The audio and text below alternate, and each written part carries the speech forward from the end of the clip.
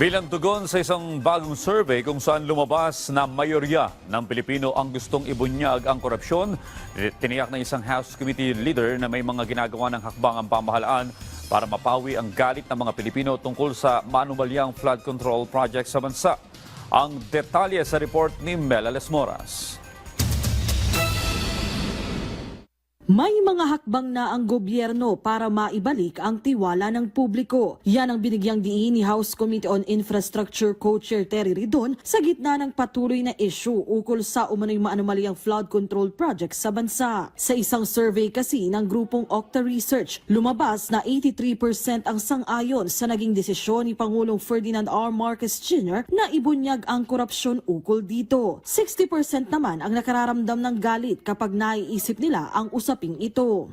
Ang mga hakbang po patungo dito to restore public trust. Una, syempre, sinimulan na po ito doon sa budget process na ayusin yung mga naging problema nung nakaraan. May mga kailangan pang habulin, pero hindi pa naman huli ang lahat dahil hindi pa tapos yung budget.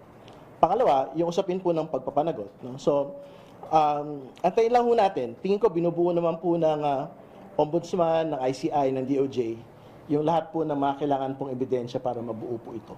Sa ngalan ng transparency, pinayagan na rin ng Office of the Ombudsman ang pagsapubliko ng Statements of Assets, Liabilities and Net Worth o SALN ng mga opisyal ng gobyerno. Ayon kay ML Party List Representative Laila De Lima, welcome development ito para na rin maprotektahan ang interes ng publiko at maisulong ang tamang direksyon sa lipunan. Sang-ayon din dyan si ACT Teachers Party List Representative Antonio Tino. Sa naunang pahayag ni House Speaker Faustino Bojidi III, sinabi niyang handa rin siyang maglabas ng kanyang SALN para magsilbing ehemplo sa kanyang mga kasamahan. Gayunman, pag-aaralan pa nila ang mga magiging patakaran ukol dito sa Kamara. Pabor din dyan si Congressman Ridon. I think yung pong SALN policy po ng Ombudsman is basically just limited to executive officials. No? So, I think the public expects that at the level of the Senate and the Congress, we should be able to implement our own SALN release disclosure policies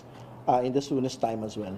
Bukod sa issue sa flood control projects, posible ring magdaos ng pagdinig ang Kamara ukol sa iba pang usapin ng anomalya tulad sa farm-to-market roads, sabi ng Infracom Co-Chair. Mel Alesmoras para sa Pambansang TV sa Bagong Pilipinas.